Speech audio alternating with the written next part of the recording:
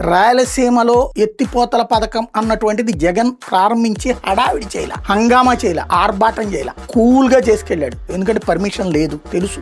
ఇప్పుడు నిన్న దాంట్లో చెప్పుకొచ్చింది ఏంటి, రామానాయుడు గారు స్వయంగా ఇరిగేషన్ మంత్రి పర్మిషన్ లేకుండా కట్టారు. అది ప్రయోజనం కాదు. అది ప్రయోజనం కాదంటే తెలంగాణ ప్రభుత్వం ఎందుకు ఆపుతుంది? చంద్రబాబు నాయుడు గారుతో మాట్లాడి నేను ఆపాను అన్నప్పుడే ఒక పెద్ద ద్రోహం అన్నది పబ్లిక్ లోకి వెళ్తే అవునని ఒప్పుకుంటూ బాబు గారు చెప్పింది కాదు జగనే తప్పు చేశాడని చెప్తే ప్రాజెక్టు కట్టేదాన్ని ఆపారన్న విషయం స్పష్టమవుతుంది కదా. పెద్దిరెడ్డి కంపెనీకి కట్టబెట్టారు, 2750 కోట్ల రూపాయలు తగలేశారు. అంటే 2750 కోట్లు రాయలసీమ నీళ్ల కోసం జగన్మోహన్ రెడ్డి ఖర్చు పెట్టాడు. ఒప్పుకుంటున్నాం కదా మనం. రాయలసీమ కోసం అసలు అంత తెగించాడు, అంత కష్టపడ్డాడు, అంత డబ్బులు ఖర్చు పెట్టాడు.